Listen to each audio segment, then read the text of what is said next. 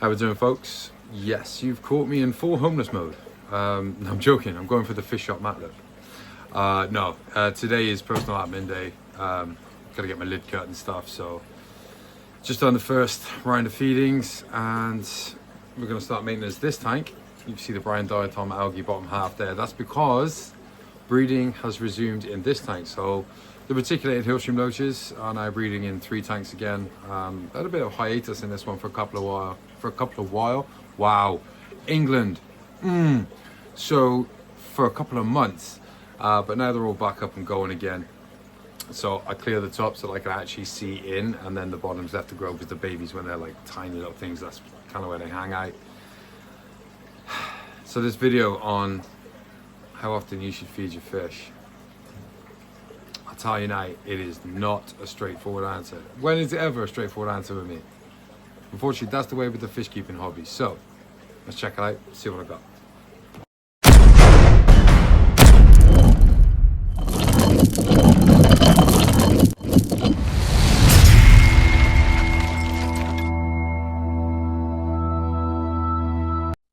Hello everybody, welcome back to Wild Shrimp. Feeding your fish. How much? How often? Now, whether you're new and looking for advice on your first aquarium, or you're a seasoned veteran that is stuck in your ways and you're not going to change anything you do regardless of what information is in this video, you're just here for my sexy tones, how much you should feed is always multifactorial, much like everything else in this hobby. Now, reading the packaging of your fish food will likely tell you that you should feed 2 to 3 times a day, only as much as your fish can consume in a couple of minutes.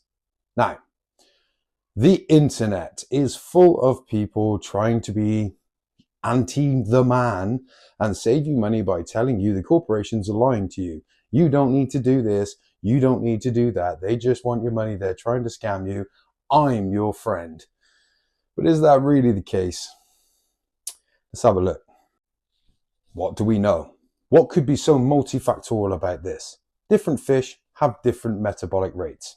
A guppy fry, according to the Guppy Associates International from Chicago, can metabolize food in as little as 45 minutes. An adult guppy can take 3 to 4 hours. Bosemani fry can metabolize a meal in as little as 30 minutes, while adults may again take a few hours. Some large catfish, however, can take up to 30 hours to digest their meal.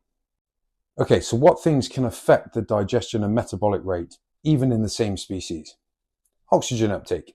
In a low oxygen situation, the fish will prioritize energy distribution to functions like breathing and moving, rather than just digesting food. This leads to a slower digestion and thus a reduced desire to feed. All the anglers out there, they know all this already. Water temperature. Warmer water increases the metabolic rate, meaning that the fish will process the food they've eaten faster.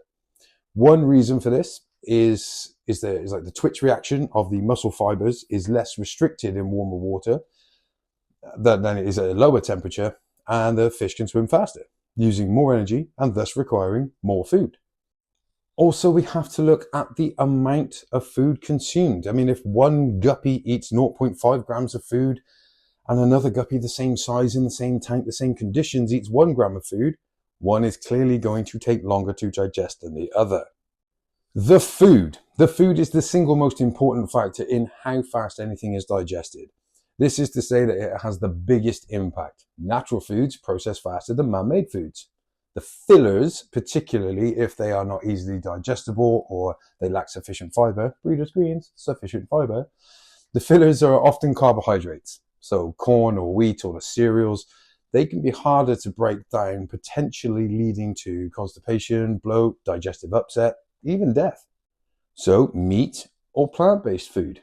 Meat is more easily digested because it's got a simpler molecular structure rather than plant matter.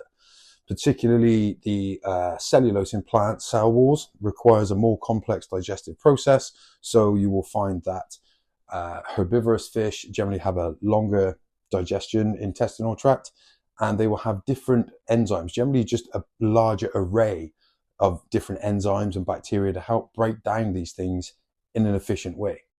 The tank environment. How many fish are in there? How many different species? Should we actually be grouping fish together based on their diet requirements rather than their behavior? I mean, obviously, let's not go to the extreme. Let's not put a giant pacu in with a guppy because they both like nuts. Now, knowing all of these factors, we can see that it is indeed multifactorial. There are a lot of things that can impact how often you likely should feed your fish. So, blanket statements like this: you are going to have nothing but problems. If you're feeding 3 times a day, it's going to be nothing but problems. Are far from helpful. Yes, I'm aware. I'm a jackass. And I'm not trying to actually single out this particular person. The internet is awash with people making blanket statements just like this, but this is the latest one that really ticked me off. The statement is scary, demotivating for newbies. It's like even feeding these guys is complicated. And frankly, it's not true. Now, all the way through this video, you'll be able to see some fish tanks that we have here, and there will be a number in the corner telling you how many times a day they are fed. You can get away with feeding a lot of fish just once a day. A lot of fish only need once a day. I mean, how often does a caiman need to feed and how often does a crocodile have to feed? There is a difference. Feeding your fish 2, 3, 4, hell, even 8 times a day does not mean it will end in disaster. It does not mean it is going to be a mess. It does not mean the water is going to be an awful quality.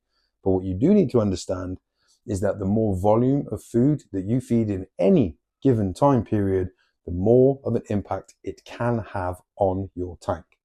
What does that mean? Feeding a large amount of food inevitably means more waste from the fish. Ammonia production, if you like. Now, the more ammonia produced, the bigger an impact it's going to have on the bacteria level in your tank.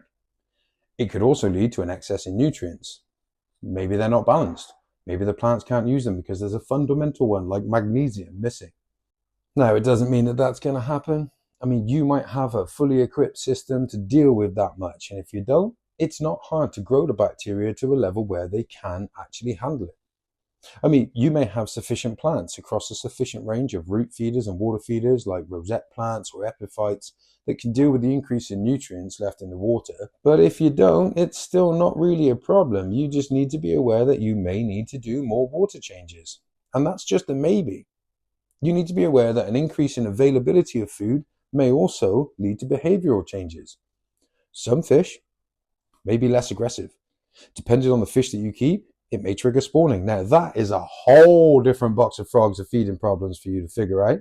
But what do you really need to understand? A drastic change in your feeding regime or routine or whatever you want to call it could have an impact. For example, if you were feeding a fish tank once a day, 3 grams of food, and then all of a sudden you start feeding 3 grams of food 5 times a day, you likely will have an ammonia spike, unless you have taken steps to combat that, which you may have. This is where blanket statements don't generally work. Yes, it is good practice to increase feeding amounts gradually. It is also good practice, and probably best practice, that if you're unable to feed for a few days, you don't just come back and resume your feeding regime or feed up for making that lost time. Frankly, making a statement that feeding your fish 2 to 3 times a day is going to cause you problems, that's just BS.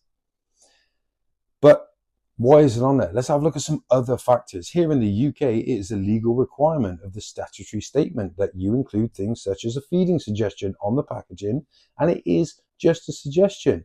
That's all it is. Are the manufacturers really trying to screw you over? No, I don't think they are. Do they want to sell more products? Yeah, of course they do. But how do you know that that is their main motivation? Have you spoken to them?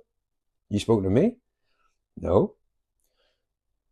How do you know they're trying to screw you over? How do you know that they're not just trying to give the best advice for the food that, let's face it, they produced, they know more about, and they know what impact it can have on water if they've done any production tests?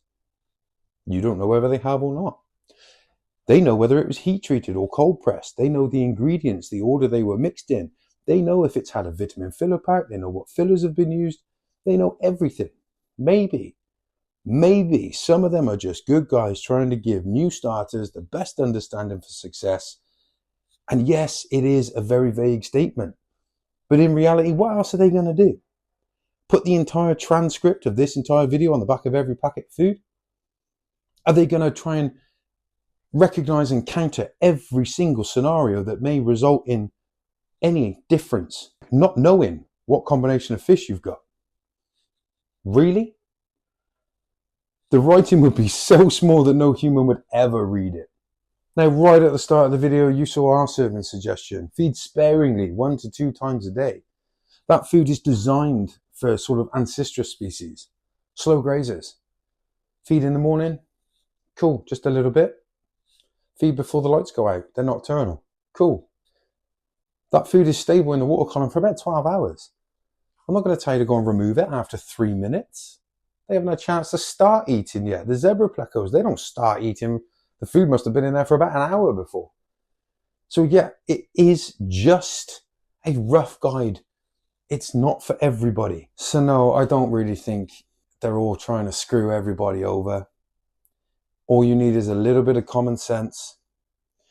And I don't think as a hobby or even as a species in general that we are that stupid that we are going to sit there and feed one guppy as much food as it can eat in 3 minutes, 3 times a day. It doesn't need that. For fast feeders like the focatas and the bosemani, we're talking 20 seconds. How much can they eat in 20 seconds? I'll feed them 6 times a day. What can you eat in 20 seconds? But they're in there with 236 super whites. And they take a long time to feed. Inevitably, the bosemani are feeding off their food. Fish, let's face it, in the wild, they're opportunistic and they try to pick and graze all day. So ideally for their digestive system, probably yes. Large amounts of small feedings across any 24-hour period is probably beneficial. The truth is, it's not convenient for us, and as their gods, it comes down to what we feel like doing. So guys, feed as much or as little as you want. Just move up to large amounts and down to small amounts gradually so that you don't upset the whole balance in your ecosystem. So essentially that is what it is, and you shouldn't have any problems. Don't feed silly things like avocado that will kill your fish, and you should be okay. I know I haven't given you an answer, but there is no answer. So I'm going to shoot. I hope you find a reason to smile today, and if you haven't yet, try to make somebody else smile too. See you in the next one.